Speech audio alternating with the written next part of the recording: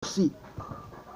Et on dit, ce qui m'a choqué même, regardez, lorsqu'on lit le verset 112, ensuite nous délivrerons ceux qui étaient pieux. C'est-à-dire, avant de passer par l'enfer même là, il y avait des personnes pieuses et il y avait des personnes qui ne sont pas pieuses, des impies. C'est-à-dire, j'ai passé mon temps à adorer Allah, j'ai passé mon temps à suivre Mohamed, le prophète de Allah, comme on le dit. Et moi, avec le païen, le pécheur, moi, avec celui-là qui est impie, moi, le pieux et le impie, c'est-à-dire le musulman avec le païen, les deux vont passer par l'enfer. Et après, c'est lui, ils vont le délivrer. On ne sait pas c'est en combien d'années, c'est en combien de siècles. L'essentiel, ils vont passer par l'enfer d'abord. Bien aimé, c'est que noir sur blanc, ils vont passer par l'enfer. Et après, ils vont quoi? Délivrer ceux qui étaient purs. Donc, avant de passer par l'enfer, on savait, Allah, votre Dieu ne savait pas qu'il avait véritablement des pieux pour qu'il passe avec ceux-là qui n'ont pas servi, et puis ceux-là qui l'ont servi, ceux qui n'ont pas servi, tous deux passent par l'enfer. Bien aimé, ça fait un deux. Ça fait un deuxième. Mahomet ne sait pas ce qu'on fera de lui. Jésus dit, je suis le chemin, la vérité, la vie. Et Acte 4 dit, Acte 4, le verset 12 dit, il n'a de seul qu'un outil, c'est non Jésus-Christ de Nazareth. Et Mahomet qui dit, il ne sait pas ce qu'on fera de lui, ni de ceux qui le suivent. Mes frères, quelqu'un ne sait pas ce qu'on fera de lui. Il le suit pourquoi? Pourquoi je vais le suivre? Il ne me garantit pas le salut. Je ne peux pas le suivre dans le bidon parce qu'il se prétend prophète de Dieu. Tout le monde peut être prophète de Dieu. Je peux me lever, je vais dire, j'ai reçu des messages de Dieu et je suis prophète de Dieu. Et puis subitement, la Torah est venue. L'évangile est venu. Et la Bible, l'évangile qui est venu. Jésus dit, je ne suis pas venu abolir la loi de Moïse, qui est la Torah. Mais je suis venu accomplir. Mais Mahomet vient avec le Coran. Il vient avec le Coran et ce Coran-là vient quoi? Rejeter, vient contester ce que la Bible dit. Or, la Bible n'est pas venue pour contester la Torah. La Bible qui est venue après la Torah n'est pas venue pour rejeter la Torah. La Bible et la Torah sont alliés de paix.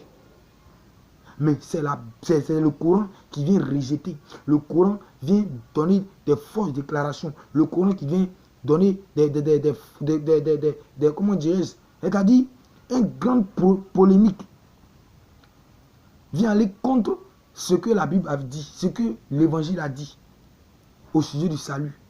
Mes frères, prenons garde dans notre vie. Nous poursuivons encore plus loin. Lorsque nous prenons dans Jean 14, à partir du verset 2 à 3. Jean 14, verset 2 à 3. Jésus dit, Jean 14, verset 2 à 3. Il dit, il y a plusieurs demeures dans la maison de mon Père. Si cela n'était, je ne vous l'aurais dit. Je vais vous préparer une place. Et lorsque je m'en serai allé et que je vous aurai préparé une place, je reviendrai et je vous prendrai avec moi, afin que là où je suis, vous y soyez aussi. Mes frères, regardez ce prophète, que plusieurs disent prophète, Jésus.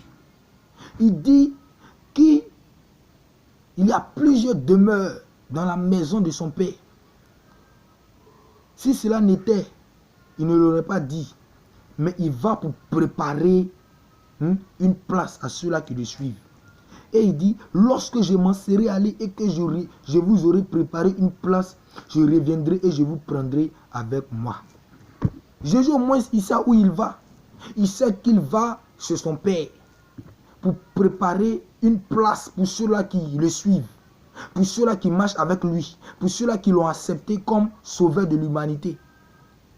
Il est garanti de revenir les chercher et aller avec eux, afin que là où lui il est, ces personnes-là puissent être là-bas aussi, où Jésus est. C'est où son Père est. Son Père où? Son Père est dans le ciel, dans les cieux.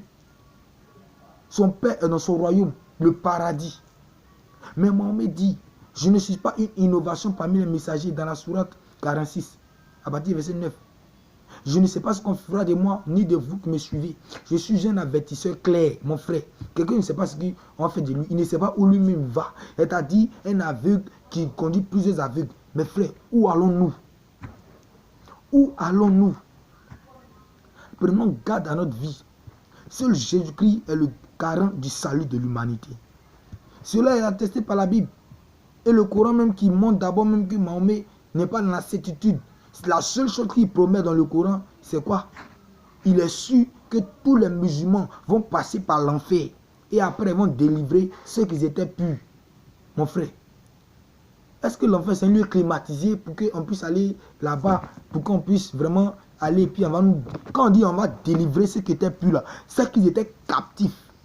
C'est qu'ils étaient emprisonnés dans l'enfer. Ils vont délivrer. Des gens pouvaient dire non, que c'est un pont. Que c'est un pont.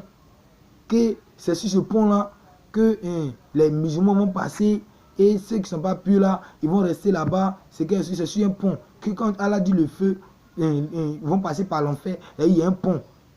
Mes frères, le Coran écrit noir sur blanc. Dans la sourate Yunus, sourate 10. Lorsque vous prenez la sourate 10, à partir du 95, le Coran dit, la sourate 10, 95, ayat 95, la sourate 10, ayat 95, le Coran dit, ne sois pas en doute. Le Coran dit, dans la sourate 10, ayat 95, et ne sois pas de ceux qui traitent de mensonges les versets d'Allah. Allah dit l'enfer, mon frère, c'est que c'est l'enfer. Ce n'est pas d'un pont. Ils n'ont pas écrit pont. Ils n'ont pas écrit pont. Et la Bible, le Coran dit, tu seras alors du nombre des perdants. Tu seras alors du nombre des perdants. Tu seras alors du nombre des perdants. Ne sois pas de ceux qui traitent de mensonges les versets d'Allah. Tu seras alors du nombre des perdants.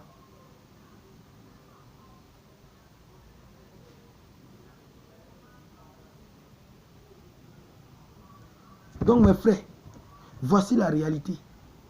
Voici la réalité du Coran. Voici la réalité du Coran. Allah garantit d'abord l'enfer aux musulmans qui vont le servir.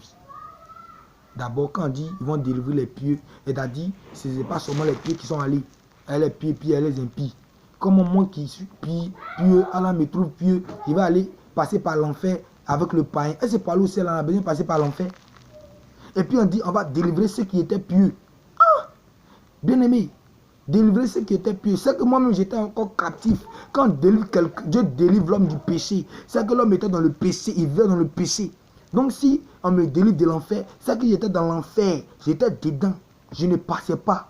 Il n'y a pas de pont. Allah dit que ces versets sont parfaits en style et en large. Sont parfaits en style et en large. Il n'y a pas à ajouter, il n'y a pas à modeler. Ces versets-là sont parfaits en style et en large, en sens également. Bien aimé, il faut penser à ton salut. Il ne faut pas se fier à une religion pour dire non, comme je suis né dans telle religion, c'est ma religion. Est-ce que tu as prié Dieu pour que Dieu se révèle à toi? Plusieurs ont prié Dieu et Dieu s'est révélé à eux. Et Jésus-Christ, il est le chemin, la vérité et la vie. Le seul prophète, comme tu le dis, a pu dire je suis le chemin, la vérité et la vie. Ton Coran le dit, il est la parole de Dieu. Il est la parole d'Allah. Lorsque nous prenons la sourate 4, à partir du verset 171, le Coran dit, Jésus-Christ, il est la parole d'Allah. La parole d'Allah, c'est qui? Lorsque nous prenons Jean 1, à partir du verset 1, la Bible dit, au commencement était la parole, et la parole était avec Dieu, et la parole était Dieu.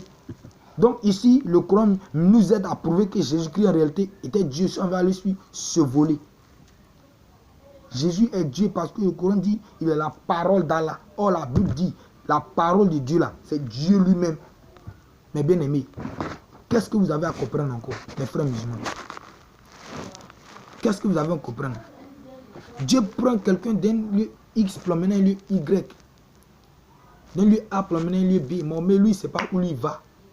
Il ne sait pas ce qu'on va faire de ceux qui le suivent. Jésus dit que lui va vous préparer la demeure de ceux qui le suivent. Et il va revenir pour les chercher, pour aller avec eux. Dieu s'est révélé à Moïse dans le désert. Prends mon peuple d'Égypte pour l'emmener à Canaan. Enlève-le du monde pour l'emmener au paradis. C'est-à-dire de l'enfer pour l'emmener au ciel. Maintenant, Mohamed lui dit, c'est pas ce qu'on fera de lui, ni de ceux qui le suivent. C'est la seule chose qu'il est su, que tous les musulmans passés par l'enfer, quand il s'agit là pour le Seigneur, d'une sentence irrévocable, d'un jugement incontournable. C'est-à-dire, tu es pio, tu es pas pio, vous tous allez passer par l'enfer. Il n'y a pas question de pont. Quand Allah dit enfer, c'est que c'est l'enfer. Il n'y a pas fait de... Le Coran même dit que les versets d'Allah sont parfaits en sens, en style et en l'âge. En sens, en style et en l'âge. Donc il n'a pas à faire de dire que c'est pas un pont. Ce n'est pas par un pont. Ce n'est pas par un pont. Mais bien aimé, réfléchissons sur notre salut. Jésus pouvait le dire dans Jean 3, verset 36. Jean 3, verset 36. Jésus dit, celui qui croit au Fils a la vie éternelle. Celui qui ne croit pas au Fils ne verra point la vie, mais la colère de Dieu demeure sur lui. Il n'a pas dit celui qui croit au Fils aura la vie éternelle. Il dit celui qui croit au Fils a la vie éternelle. Tu as déjà la vie éternelle. Mais Allah dit, il ne sait pas ce qu'on fera de lui, ni de ceux qui le suivent. Il n'est pas sûr de son salut, c'est le salut de ceux qui le suivent qui sera sûr. Mais non, mes frères, prenons garde à notre vie. C'est Jésus seul qui peut donner la vie. Acte 4, verset 12 dit, il n'y a de salut en aucun autre, si ce n'est en Jésus-Christ. Je vous exhorte, mes frères musulmans, à donner votre vie à Jésus. Seul Jésus-Christ peut vous donner le salut. Il est le chemin, la vérité, la vie. Shalom. Que Dieu vous bénisse.